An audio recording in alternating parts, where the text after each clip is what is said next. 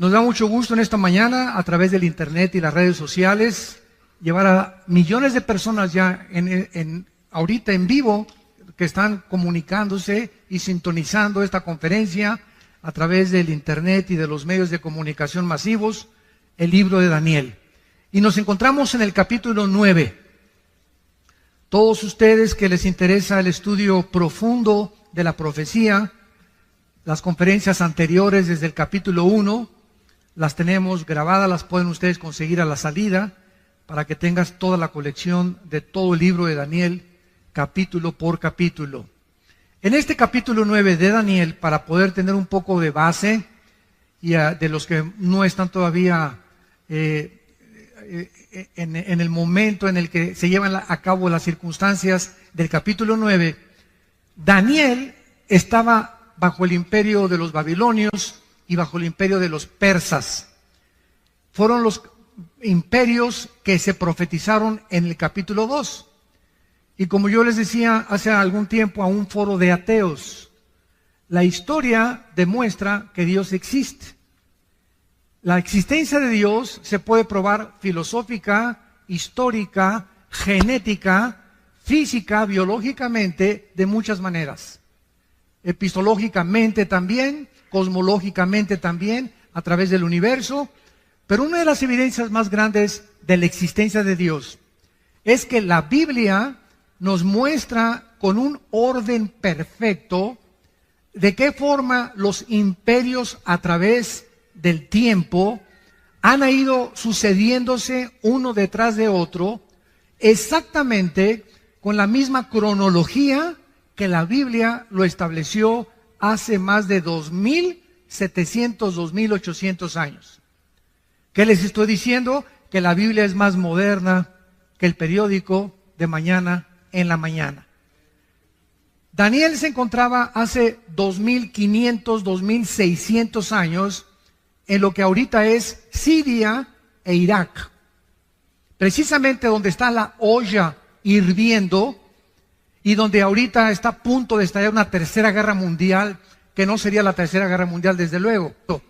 Pero Daniel se encontraba en esa zona geográfica, históricamente, y la misma arqueología ha demostrado que las evidencias, los reyes, los lugares geográficos que la Biblia menciona, los nombres que la Biblia menciona, todo ha sido comprobado a través de la arqueología y de la antropología, de una manera y con una evidencia sobrenatural.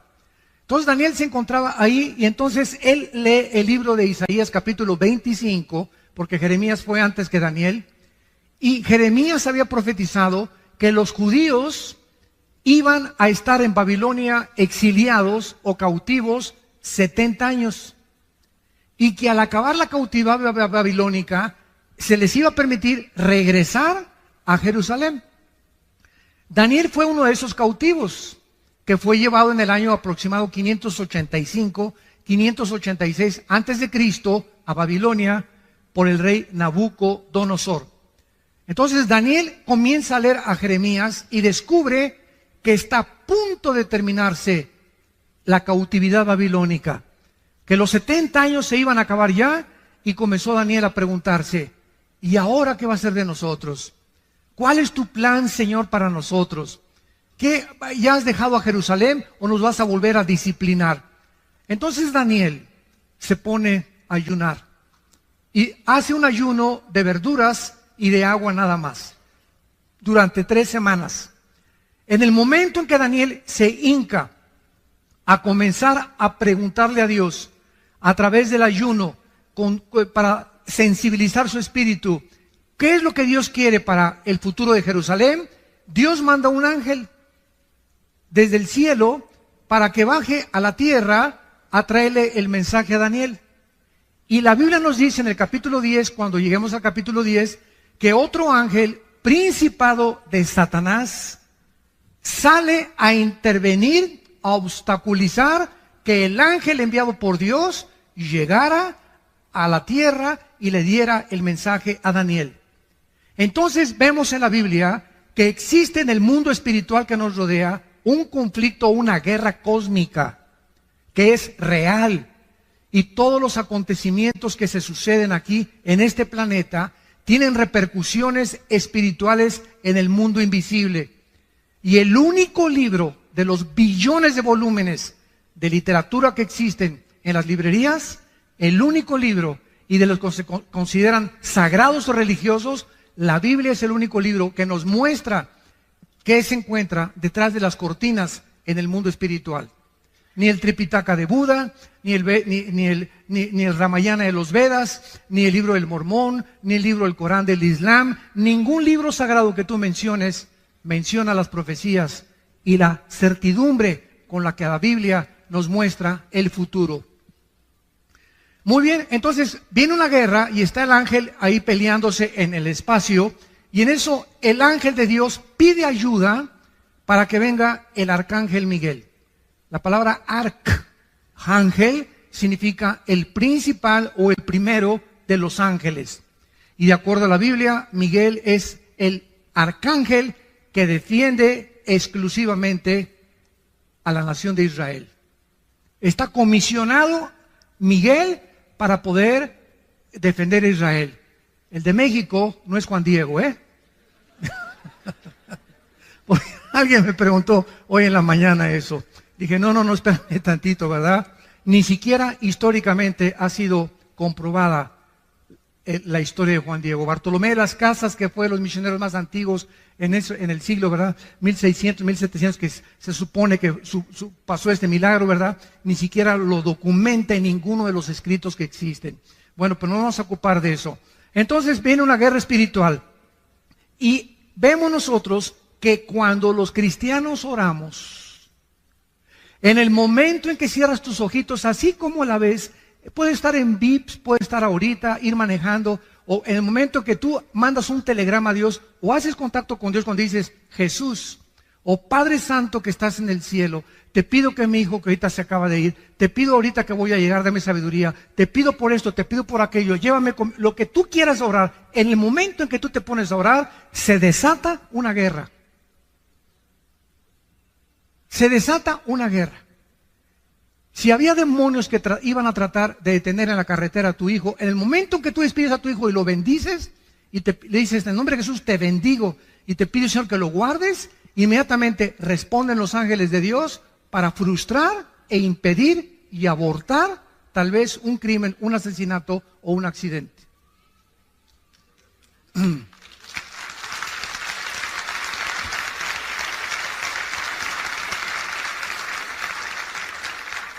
Finalmente, ¿verdad? El ángel llega a la tierra en lo que es ahorita Irán e Irak.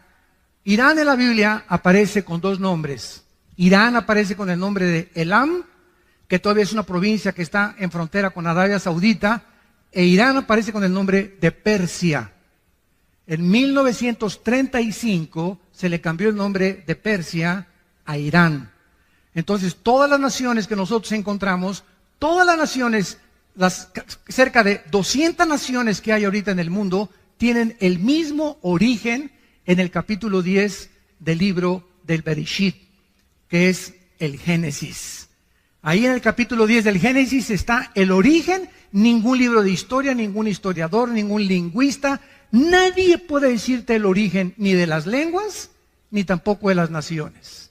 Han ido apareciendo por aquí y por allá, pero no el por qué aparecieron y de dónde surgieron los tres grupos o la raza humana, que son los jafetitas, que son los hijos de Jafet, los semitas, que son los asiáticos, y los camitas, que son los africanos.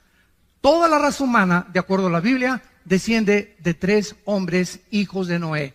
Jafet fundó todo lo que es el mundo de Europa, que es todo el mundo, ¿verdad?, de la raza blanca. Los semitas, todo lo que es el Medio Oriente y el Asia, y los hijos de Cam fundaron el continente africano. Entonces, esto es maravilloso porque nosotros podemos continuar buscando y escarbando el origen de todas las cosas. En el capítulo 9, versículo 20, vamos a abordar nuestra conferencia y vamos a iniciarla con la lectura de la comunicación de los ángeles a Daniel. Dice así, Daniel 9, versículo 20. aún estaba hablando y orando y confesando mi pecado y el pecado de mi pueblo Israel, y derramaba mi ruego delante de Jehová mi Dios por el monte santo de mi Dios, aún estaba hablando en oración cuando el varón Gabriel, ¿se acuerdan de Gabriel? Fue el que se le apareció a la Virgen María.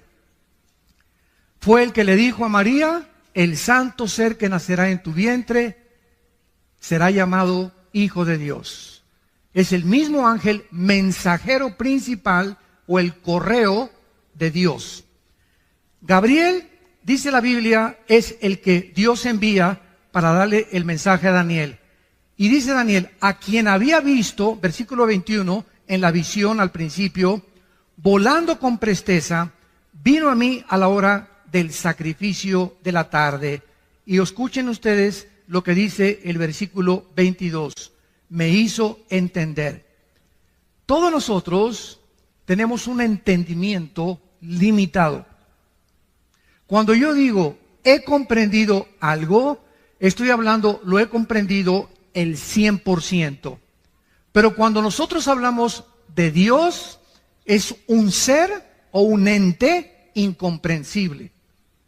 Dios no puede ser comprendido el 100% por ningún ser humano. El conocimiento o la comprensión que podamos nosotros tener de Dios, de acuerdo a lo que calculó Alberto Einstein, un científico alemán nacionalizado norteamericano antes de la Segunda Guerra Mundial, dijo que tal vez el coeficiente intelectual del ser humano alcanzaba un 7 o un 8%. Así que parece que perdimos el 95% del entendimiento y la comprensión del mundo espiritual y del universo. ¿Cuándo fue esta pérdida? En la caída del huerto del Edén por Adán y por Eva. Cuando Adán y Eva se rebelaron contra Dios, el ser humano murió, se separó espiritualmente de Dios y su ADN ha sido de éxito. La información genética que traemos en cada una de nuestras células se descompuso, se deterioró, se corrompió. Y de Adán a nuestros días, los seres humanos nacemos en un planeta y lo primero que hicimos es ontoy. ¿Qué estoy haciendo aquí? ¿De dónde vengo? ¿Quién hizo el universo? ¿Hacia dónde voy? Y entonces estas preguntas, como demandan interrogantes, demandan respuestas, el ser humano inventó dos líneas de pensamiento. Una, las religiones. Todas las religiones, sin ninguna excepción, tienen dos factores comunes denominadores. Todas las religiones, sin ninguna excepción, buscan a algo o a alguien, las estrellas, las pirámides de Teotihuacán, la fuerza, el dios Sol, Neptuno, como tú quieras, buscan algo para poder congeniarse con esa fuerza invisible sobrenatural a través de las buenas obras. Todas las religiones enseñan, llámese mormonismo, catolicismo romano, judaísmo, todas enseñan que tienes que hacer algo bueno para ganarte al cielo. Y además, todas las religiones invocan o apelan a los sacrificios. Y vemos a la gente pues cargando cruces, yéndose a rodillas a la villa, golpeándose la espada con pales, etcétera, etcétera. Sería el colmo, ¿verdad?, que los cristianos digan, es que voy a ayunar para que Dios sane a mi hija. O voy a ayunar para que pueda Dios darle la escuela a mis hijos. Dios no... Si el arcángel le dice, oye, Señor, ya tiene una semana sin comer, Juanita, ¿le sanas a su hija? Oye, qué Dios tan misericordioso, ¿no? Que está esperando, ya me viste, Señor, ahora sí me tengo una semana sin comer y sin beber agua, Señor, ahora sí me sanas a mi hija. Así es, quería que te sacrificaras y ya que te viera como la lengüita, como los perritos ladrando, entonces voy a sanar a tu hija. Nunca ayunemos para echarle manita de puerco a Dios. Nunca, el ayuno no es para eso. El ayuno es para buscar su voluntad en la Biblia. Y si no tienes tiempo de la Biblia, no ayunes. Porque si tratas de ayunar y te vas al trabajo o tienes diabetes, olvídate, ¿verdad? Vas a acabar en el psiquiátrico o en la otra vida. Entonces tenemos que entender claramente, ¿verdad?, la razón por la cual Dios nos dice eso. Y esta es la razón por la cual dice el versículo 22, que Dios tuvo que mandar, esto es antes de Cristo. El Espíritu Santo en el Antiguo Testamento no había bajado. Los ángeles bajaban al mundo y le daban a los seres humanos, como en el capítulo 18 de Génesis, que baja Cristo con 2 ángeles, a hablarle a Abraham y a decirle lo que iba a hacer con Sodoma. Personalmente, verbalmente hablaban los ángeles. Y entonces el ángel le da entendimiento, tiene la facultad los ángeles de hacer entender las cosas antes de que Cristo viniera. Jesús dijo, cuando Él venga, Él los guiará a toda la verdad. Entonces, ahora tenemos el Espíritu Santo y el Espíritu Santo usa la Biblia. Entonces, el ángel es enviado para darle entendimiento de los futuros planes a Daniel y para que entendiera cuál es el futuro del mundo de Israel.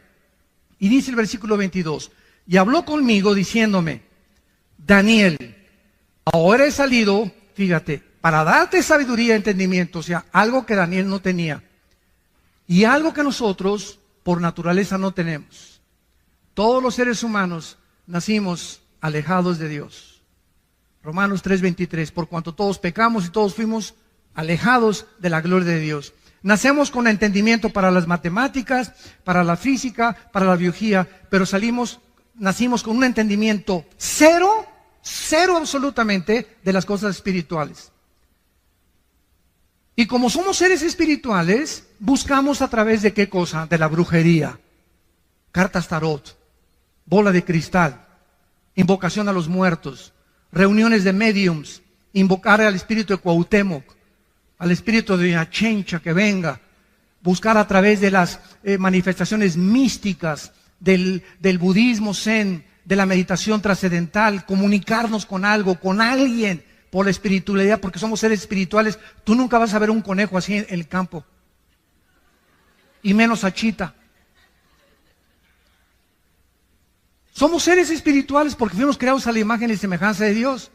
Ahora, si queremos comenzar a entender las cosas espirituales, Jesús dijo en Mateo 11, 25 al 28, Padre, te alabo, porque estas cosas, las cosas invisibles que nadie conoce, las escondiste de los sabios y de los entendidos y se las revelaste a los niños. Vengan a mí todos los que están trabajados y cargados, y los haré descansar. Y Jesús dice algo asombroso en este pasaje. Nadie conoce a Dios sino yo, y aquel a quien yo se lo quiera revelar. ¿Qué dice la Biblia? Que no importa cómo busques a Dios, a través de la marihuana, a través de los hongos alucinantes, a través del peyote, a través de la meditación trascendental, a través del budismo, todos son caminos que parecen derechos, pero ninguno te lleva a Dios. Si alguien quiere conocer las cosas espirituales y al Dios vivo, único y verdadero, es a través de Jesucristo. Nada más.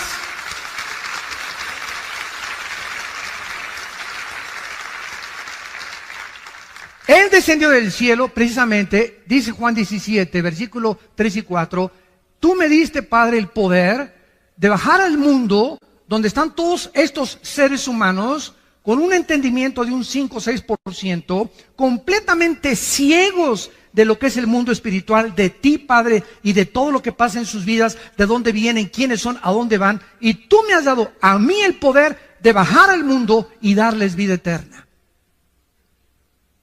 Y esta es la vida eterna, que te conozcan a ti, al único y vivo verdadero Dios, y a Jesucristo a quien has enviado. ¿Pueden ustedes comenzar ya a entender algo? Sin Jesucristo no podemos nosotros conocer nada de Dios. Ahora, cuando Jesucristo les dijo a los discípulos, me voy, ahí nos vemos. Imagínense los discípulos, oye, espérame tantito, ¿cómo que te vas? Que tú nos has traído las palabras de vida eterna. Ahora sabemos que tú vienes de Dios y que regresas a Dios. Pero ¿cómo nos vamos a quedar huérfanos? No, espérenme tantito. Dice, voy yo a mandar al Espíritu Santo que baje al mundo, y Él cuando entre a ustedes, ya no como en el Antiguo Testamento, que venía y se iba, y Dios hablaba a través de voces, a través de profetas, a través de experiencias místicas, a través de sueños. Dice Hebreos 1, versículo 1, Dios había hablado muchas veces, de muchas formas, a través de los profetas, ahora nos ha hablado por el Hijo. Cristo es la última palabra que Dios nos ha dado. Y el que no escucha al Hijo no tiene la vida. Estás escuchando voces extrañas. Si no es la voz del Hijo, estás escuchando la voz del enemigo. Y ahora el Espíritu, cuando recibes a Cristo, entonces por eso reciban a Cristo, por favor. Ese es el mensaje, es la carta que le entregamos al mundo. Abre tu corazón a Cristo, porque cuando le abres tu corazón a Cristo y crees que en la cruz Él paga por tus pecados, Él entra a tu vida en la persona del Espíritu Santo.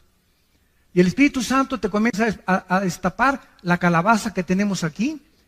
Y entonces, como cuando llegas a una clase de japonés, puros signos y no entiendes nada. Ah, pero está el maestro japonés. Mira, esa es la A. Ah, si usted no me dice cuál es la A, yo no voy a decir, pues yo creo que esta es la A. No es lo que tú creas, es lo que es. Pues yo creo que Dios es así. Pues Dios no tiene esa chance que fueras así ni pensaras así. Pues yo pienso que Dios va a mandar a todos al cielo y que nadie se va a condenar. Es lo que piensa mi achincha también. Dios no nos llega a nosotros que nosotros determinemos cómo es Él. Él es el que nos quiere revelarse. ¿Cómo es Él? A través de su Hijo. Y una vez que tienes a Cristo, vienes a la Biblia y Dios usa nada más la Biblia. No usa ningún otro libro más que la Biblia. Y a través de la Biblia, ya con el Espíritu Santo, comienzas a leer.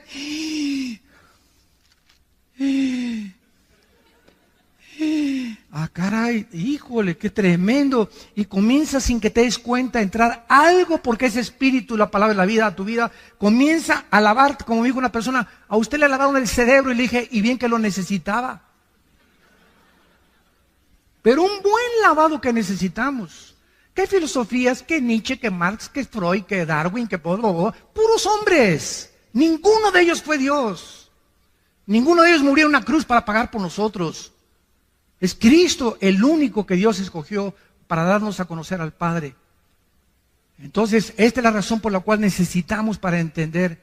Este es el problema del ateísmo. Por ejemplo, el ateísmo es un problema de seres humanos con mente de caracol, con mente de ostión, ¿verdad? Con un 5 o 6%, que porque no quieren entender a Dios. ¿Y por qué? Siempre el argumento de los ateos. Si Dios es Dios, ¿por qué permitió a Satanás? ¿Y por qué permite el mal? Por eso el 95% de los ateos son hombres amargados.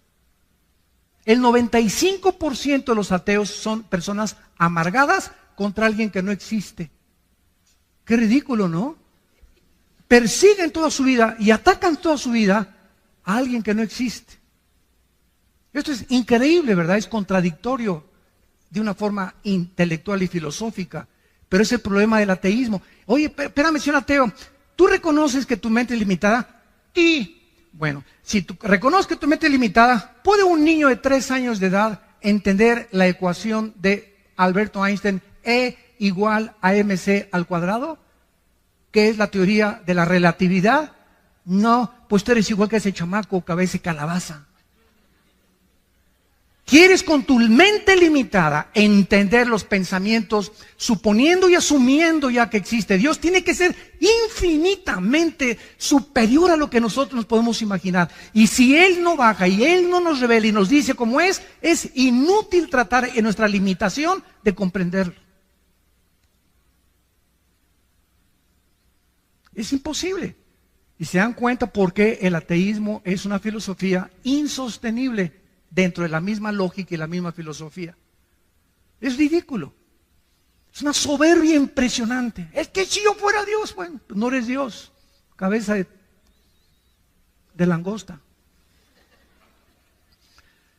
Le dice en esta oración, versículo 23, al principio de tus ruegos, le dice el ángel, fue dada la orden, Daniel. Y yo he venido para enseñártela, porque tú eres muy amado. Porque tú eres muy amado. Romanos 8, 28 y 29, ¿se acuerdan? Todas las cosas contribuyen a nuestro bien, no a todos, a los que aman a Dios. Si tú amas a Dios con todo tu corazón y con todas tus fuerzas, no hay nada que ahorita estés pasando, no hay nada. El problema que tú me digas que tienes ahorita, que no esté Dios trabajando a tu favor. Aunque ahorita parezca que las circunstancias están en tu contra, hay un mundo invisible espiritual en actividad de poder de Dios que está obrando, que esto que parece que está en tu contra, lo va a convertir Dios para tu bien. Sigue confiando en Él. Guarda silencio en Jehová y Él te concederá las peticiones de tu corazón. Tenemos que, y esto es lo que es la fe, ¿verdad? Entender que Dios está de nuestro lado. Si Dios con nosotros, ¿quién contra nosotros? Tarde o temprano José fue vendido por sus hermanos. Imagínense a José. Imagínate que tus hermanos te saquen a patadas de tu casa y que te venden, que te lleven allá a Tepito, que te lleven allá a Ciudad Neza, y ¡ay! Llévense a que póngalo a repartir droga, póngalo a pedir limosna y que te corran de tu casa. ¿Qué emoción y sentimientos invadirían tu ser? La amargura y el rencor contra tu familia. Mi propia familia me escupió y me sacó y me corrió. Y lo vendieron a José y se lo llevaron hasta Egipto. Y ahí en Egipto entra a trabajar con el capitán, ni más ni menos, de la guardia del faraón. Y cuando el faraón, se va el jefe de ahí de Egipto, el faraón se va a un viaje, no misionero, ¿verdad? Se fue a un viaje de guerras que tenían conflictos, se queda la esposa del faraón, ¿verdad? Solita, y le decían la leona del Lerma. Era una mujer insatisfecha sexualmente. Y agarra a Josecito, ¿verdad? Pepinillo, ven para acá, le voy a para maravillosa, para que se acueste bien con Tito. Y lo agrede, y lo agrede, y lo agrede a Daniel. Y por no meter y se echa a correr porque el temor de Dios, agarra su saco ella, llega Potifar, el capitán de la guardia, y le dice, entonces, este hombre, ¿verdad?, me quiso violar, y lo meten a la cárcel, todavía que lo venden sus hermanos, todavía que se va como esclavo, todavía que lo meten a la cárcel, sale de la cárcel, pasan muchos años, viene el hambre en Egipto, él comienza a guardar la comida para sus hermanos, y cuando sus hermanos lean el capítulo 50 del libro del Génesis, que es donde acaba, llegan los hermanos a Egipto, y José los ve, él ya era gobernador de Egipto, porque lo hace el faraón, el gobernador de Egipto. Al ver a sus hermanos se ponen a llorar. ¿Cómo es posible? Te vendimos y todo. ¿Y saben qué contesta José? Ustedes buscaron un mal contra mí, pero Dios lo convirtió para el bien. Por eso los perdono.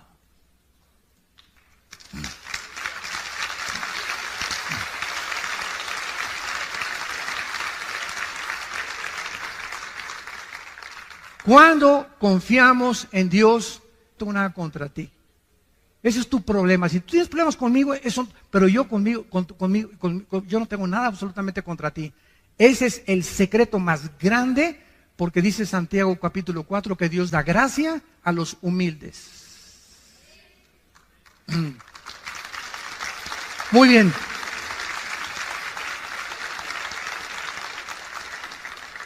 Y entonces el ángel le revela lo que se conoce en la Biblia como, yo le llamo el fundamento, yo le llamo a esta profecía de Daniel el fundamento de la escatología.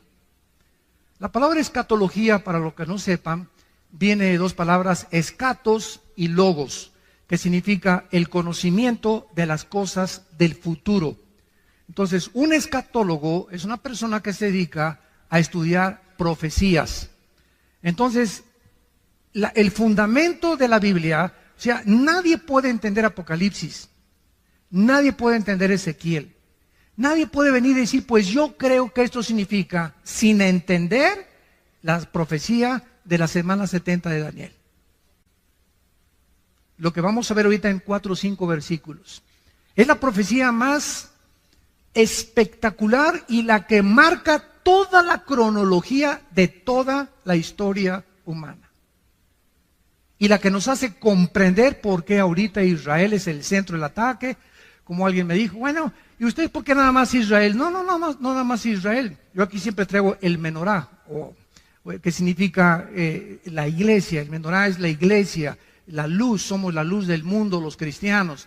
Y aquí tiene 7 palitos. El menorá es el candelero de los judíos con 7 palitos. ¿Por qué? Porque el de en medio es Cristo. Y si los otros 3 de un lado y los otros 3 del otro lado es la iglesia. ¿Por qué? Porque el número 6 es el número del hombre en la Biblia. En la Biblia hay una numerología o una gramática que significa que cada letra tiene un significado bíblico o un significado numérico. Entonces, el hombre tiene el número 6, el 1 es el nombre de la unidad, el 3 de la Trinidad, el 5 es el número de la gracia, el 12 es el número del gobierno, el 8 es el número de la perfección total, etcétera, etcétera. Entonces, el menorá significa Cristo en medio de los seres humanos. Cristo en medio de los seres humanos. Y esto es precisamente por qué Dios usa los números en la Biblia. Vamos a esta profecía, versículo 24. 70 semanas están determinadas sobre tu pueblo y sobre tu santa ciudad.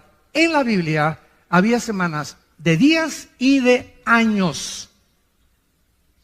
La palabra 70 es la palabra Shivin Shabun.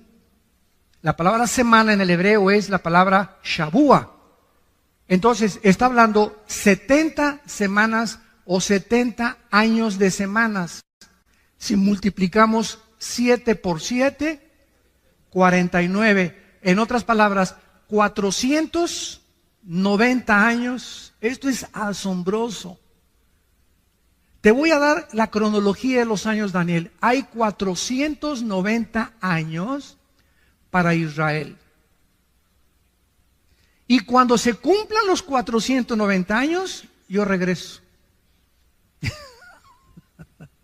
Y cuando los más grandes físicos, matemáticos y aquellos que han estudiado las leyes de las probabilidades también matemáticamente en la Biblia, matemáticamente también se demuestra que la Biblia es algo sobrenatural, han calculado exactamente la cantidad de años que se profetizó. Se lo voy a dar resumidamente para después abordarlo poco a poco. Ya se cumplieron 483 años. Vamos rápidamente a ver, nos vamos a brincar el 24 para darles un resumen. Sabe y entiende que desde la salida de la orden, y dice cuándo comenzar a contar, desde que salga la orden para restaurar y edificar a Jerusalén, hasta cuando venga Cristo, desde que se dé la orden para edificar Jerusalén, hasta el Mesías príncipe, habrá 7 semanas y 62 semanas, y se volverá a edificar la plaza y el muro en tiempos angustiosos. Y después de las 62 semanas, se quitará la vida al Mesías. ¿Quién podría si no es Dios? Hace 2500, 2600 años, dejarnos un documento como el que tenemos en nuestras manos y poder profetizar con tanta exactitud para que podamos comprender claramente que solo Él puede poner el orden y los tiempos. Escuchen ustedes, esto es absolutamente tremendo. Aproximadamente en el libro de Nehemías capítulo 2 se dio la orden para restaurar Jerusalén, en el libro de Nehemías. Y del libro de Nehemías hasta el domingo de Ramos. Apúntalo. Que fue en febrero del año 445 antes de Cristo. Cuando se dio la orden de restaurar Jerusalén. Y cuando Cristo llega a Lucas 22, al domingo de Ramos, y en un burrito cabalgando, y todos creían que ya viene el Mesías, y de acuerdo a las profecías del reino, el Mesías va a establecer su reino, y vamos contra el Imperio Romano, y se acabó ya el yugo del Imperio Romano, llega Jesucristo, en un burrito, no en un caballo blanco como esperaban todos los conquistadores en el tiempo antiguo. Al entrar y declarar la victoria, entraban en caballos blancos. Eso lo hará Cristo hasta el capítulo 19 de Apocalipsis, cuando venga ya venciendo a todas las naciones con nosotros. Llega en un burrito Jesucristo y se para sobre Jerusalén. Y ahí enfrente, en Jerusalén, dice unas palabras tremendas en el capítulo 23 de Mateo, versículo 37. Se los voy a leer rápidamente. Jerusalén, Jerusalén, que matas a los profetas y apedreas a los que te son enviados. ¿Cuántas veces quise juntar a tus hijos, como la gallina junta sus polluelos debajo de sus alas, y no quisiste? He aquí vuestra casa os es dejada desierto. Pero en verdad les digo que desde ahora no me veréis hasta que digáis Baruch Hashem Adonai Eloheinu, que en hebreo significa bendito el que viene en el nombre del Señor. Baruch Hashem Adonai Eloheinu. Y esto lo vamos a ver en la profecía, que es exactamente en ese momento cuando Cristo declara esas palabras, que Dios deja de tratar con Israel. Pero si le sumamos a 483, 7 años son los 7 años que faltan para que se cumpla la profecía de la semana 70 de Daniel. Y estos 7 años serán los 7 años de la gran tribulación. Por eso la iglesia es imposible que vaya a atravesar la tribulación, porque no nos ha puesto Dios para la ira.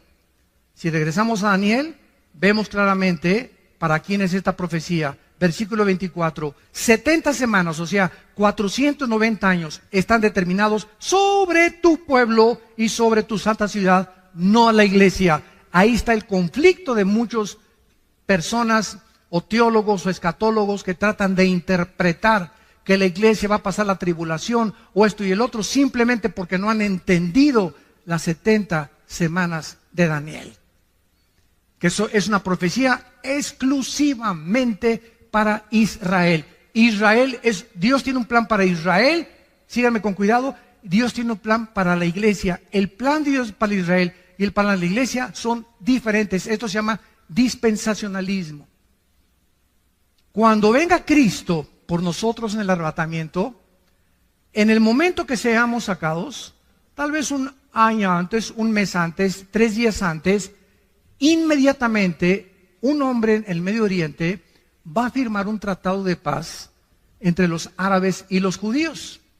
Este hombre se llama en la Biblia la bestia, el cuerno pequeño, el anticristo.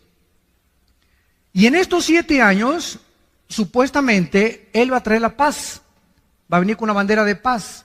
Apocalipsis 6, el caballo blanco, que es el caballo del primer jinete de Apocalipsis, viene con un arco sin flechas, implicando que viene con símbolos de paz engañadora. Y estos 7 años, la iglesia ya no está aquí. Ya nos fuimos. Adiós, mundo cruel, ya nunca te veré. See you later, alligator. Como dice la canción, ¿verdad? Ahí nos vemos, mundo cruel. Nosotros nos vamos, escuchen esto, y al irse nosotros, mucha gente cree que el Espíritu Santo se va con nosotros. Pero el Espíritu Santo es omnipresente por el amor de Dios. El Espíritu Santo no puede decir aquí no está el Espíritu Santo. Es omnipresente, Él está en todo lugar, en todo momento. Claro que habitando de una forma especial en nosotros los cristianos, desde luego.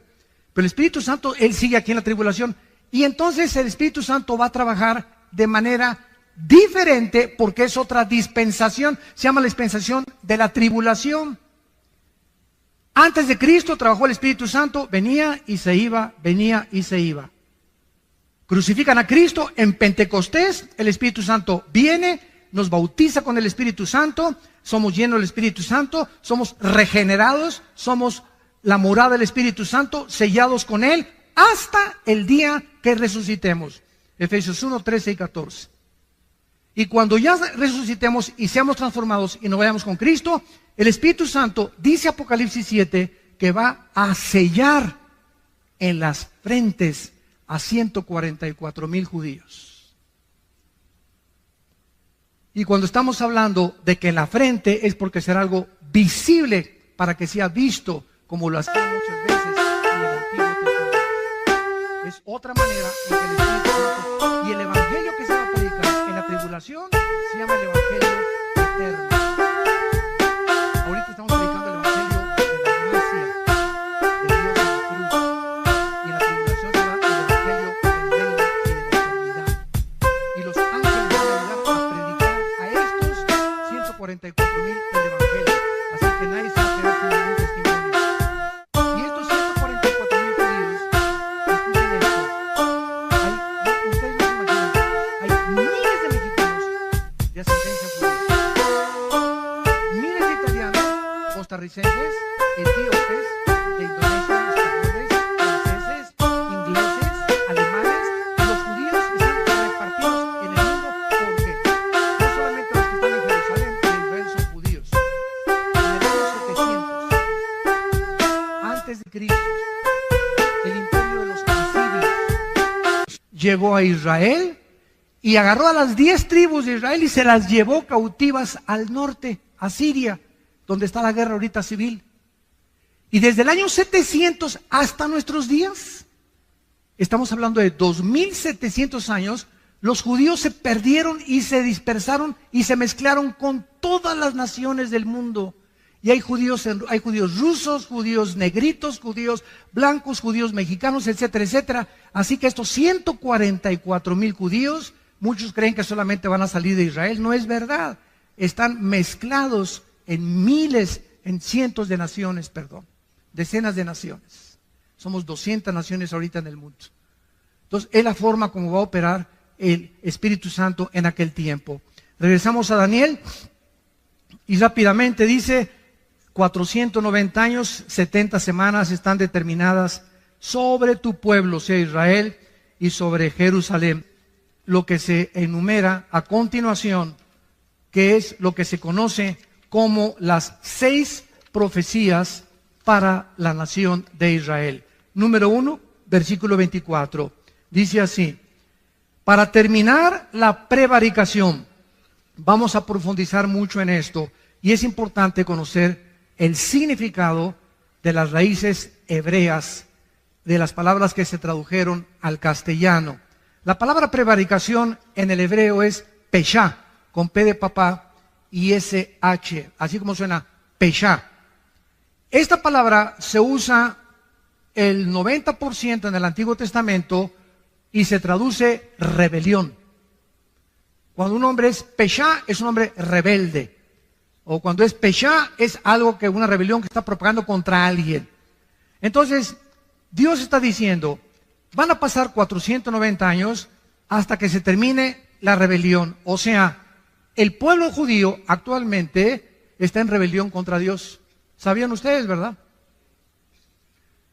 Gracias a Dios que hay, se calcula, 150,000 judíos, estoy hablando étnicamente, que ya aceptaron a Yeshua o a Jesús como su Salvador. Y se llaman congregaciones mesiánicas. Y casi siempre cuando hay un movimiento en la historia cristiana que se está gestando, por ejemplo, viene el movimiento carismático y se fueron a un extremo. Viene el movimiento de las lenguas y se fueron a un extremo. Viene el movimiento del mesianismo y se fueron a un extremo. Pero todo tarda tiempo porque somos bien imperfectos. Somos bien imperfectos. Entonces, para que cuaje la gelatina y para que se cocine el arroz, necesita meterse un tiempo, ¿verdad? El pastel se mete a que media hora en el horno y todo tarda hasta que ya sale cuajadito, ya sale cocido, y hasta que esté cocido no se puede comer. Y así pasa con los movimientos en la vida cristiana. Yo me recuerdo en los 70s, yo me convertí en el 74, yo llegaba a iglesias donde Dios sabe que estoy hablando la verdad. Y me agarraban con pinzas la lengua y me la jalaban y me decían, hablen lenguas. Y me jalaban la lengua con pinzas como de madera para que hablara en lengua.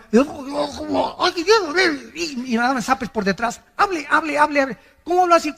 Menos voy a hablar con esas pinzas en lengua, ¿no? Y después ya llegó al extremo completo, pero ya fue el extremo total cuando dijeron que si no hablabas en lenguas, no tenías al Espíritu Santo. Dios mío, Ave María. Y se aceptó como algo que si no hablabas en lengua no tienes el Espíritu Santo. O sea, la iglesia se divide. entre los que tienen y si no lo tienes, no eres cristiano pero sin el Espíritu Santo. Espérame tantito, si soy cristiano tengo el Espíritu Santo. Porque la palabra cristiano es ungido pequeño. ¿Quién es un cristiano? No es el que va a la iglesia, no es el que pertenece a una religión, no es el que es bautista, presbiteriano, nazareno, o Villanueva para México, Amistad Cristiana. Es la persona que tiene al Espíritu Santo, no importa dónde tú vayas. Claro que tiene que ser congregación que tenga las bases, la autoridad de la Biblia, desde luego, ¿no? Pero lo que nos hace cristianos no es el edificio ni la denominación, ni el bautizo, sino tener al Espíritu Santo. Es lo que te hace cristiano. Y eres mi hermano y mi hermana en Jesucristo. Entonces, esta rebelión contra la autoridad de Dios se va a terminar. Veamos en Zacarías capítulo 12. Zacarías 12. Ahí brínquense unas páginas después. Sigue Joel, de Daniel, Jonás, Nahum. Como unas 20 páginas, yo creo. Y llegamos a Zacarías 12. ¿Se acuerdan la expresión de Cristo cuando llegó a Jerusalén? Que acabamos de leer en Mateo 23. Hasta que digas Baruch Hashem Adonai Elohim, no me verán hasta que digan bendito el que me ha. O sea, ustedes los judíos que me crucificaron y le gritaron a Pilato, sobre mí sea la sangre, sobre nosotros sea la sangre, cayó la maldición sobre ellos. Y hasta este momento, dice 2 Corintios capítulo 3, que el pueblo judío tiene una venda que hasta que se conviertan es quitada por Cristo. Entonces tú vas a Jerusalén, los que han ido, nos han acompañado en los viajes, mi hijo Alan acaba de regresar hace 2 semanas de Jerusalén, se llevaron como 40, 50, 60 personas. Si tú vas a Jerusalén o vas a Israel, vas a encontrar a cantidad de judíos vestidos de negro, con cairelitos aquí, con su sombrerito. Se llaman judíos ortodoxos. Nos odian. Con odio jarocho. ¿De veras? No me acuerdo, hace 4 o 5 años cuando fuimos, que estábamos en la tumba de David y entramos a orar y estábamos así, éramos como 10 hermanos agarrados de las manos dentro de la tumba de David y entró un judío con una talid, así. Comenzó a gritarnos a todos y nos comenzó a insultar, etcétera, etcétera, y todos para atrás, ¿no? Y teníamos ganas de descontarlo, ¿verdad? Pero y vamos a dar un buen testimonio, ¿verdad? Y se casó y se salió, ¿no? Pero es enervante para ellos oírnos orar a nosotros y pronunciar el nombre de Jesús. Entonces, ese es el grupo que son los fariseos del siglo XXI. Pero hay cantidad de judíos que ya aceptaron a Cristo como su Mesías. Pero esta rebelión prevalece todavía ahí en Israel. Hay una religiosidad asfixiante en Israel. Asfixiante. Por ejemplo, ustedes saben que estos judíos ortodoxos, o sea, todos los que ven ustedes de negro, todos sus hijos de ellos no van a la guerra, y el gobierno los tiene que mantener. El primer ministro Benjamín Netanyahu hace algunos meses trató de quitar este decreto y hacerlos trabajar, porque no trabajan. Desde que son niños, lo único que hacen es leer la Torah o el Mishnah, que es la ley, los 5 libros de Moisés o el Pentateuco.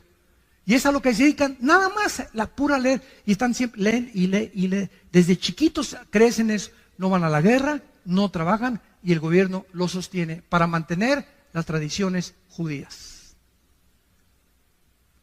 Y es inconcebible, ¿verdad? Es ridículo, ¿verdad? Pero a Netanyahu no le aprobaron el proyecto que hizo, ¿verdad? Y no pudo alcanzar nada. En Zacarías 12, dice el 9 al 10, hablando de este día futuro, que es futuro cuando Israel se convierta. Y en aquel día, está hablando cuando Cristo venga, yo procuraré destruir a todas las naciones que vinieren contra Jerusalén. Y derramaré, escuchen, derramaré hasta ese tiempo, derramaré sobre la casa de David y sobre los moradores de Jerusalén espíritu de gracia y de oración, y mirarán a mí a quien traspasaron. Y llorarán como se llora por hijo unigénito, afligiéndose por él, como quien se aflige por el primogénito. No será hasta que Él venga y lo vean con sus llagas en las manos. Y digan, caray, Él era Jesús.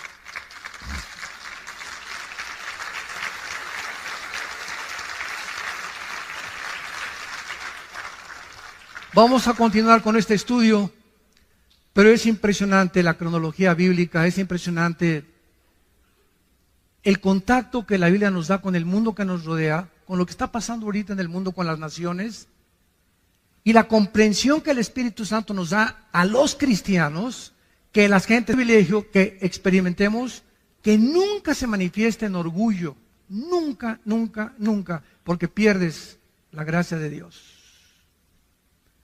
Que este privilegio, esta experiencia que tenemos de tener a Dios en nuestras vidas, nos humille al contrario, y saber que es por la gracia que yo cada semana mínimo le digo a Dios, Padre, ¿de dónde me sacaste? Me acuerdo de dónde me sacó Dios. Cuando yo me convertí, yo no era nadie.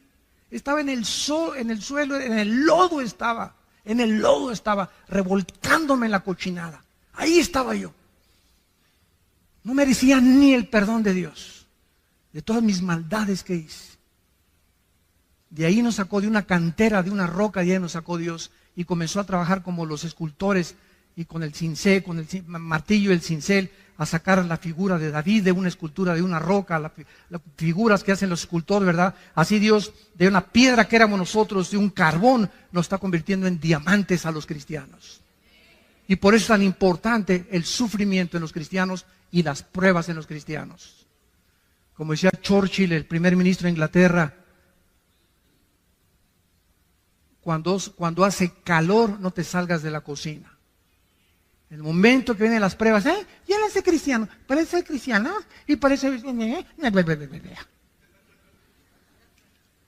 Ay, y en la iglesia hay problemas. No estás en Disneylandia, hijo. No estamos todavía en Reino Aventura.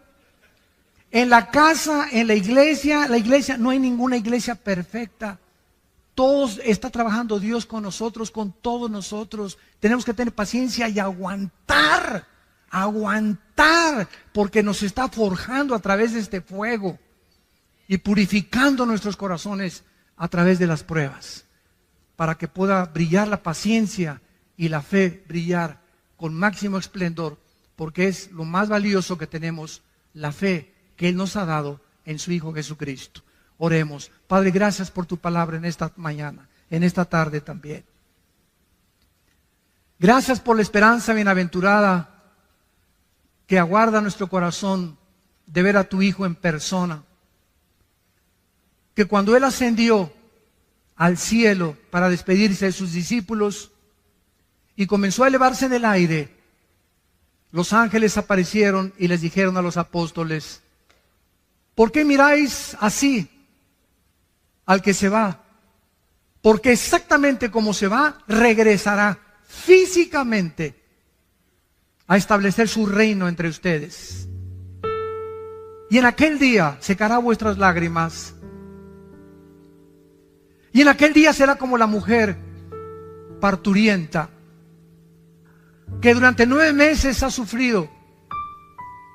Y cuando el niño viene ya al mundo, se rompe la fuente, los dolores aumentan, pero cuando tiene esa criatura en sus brazos, todavía dice que venga el segundo o el tercero.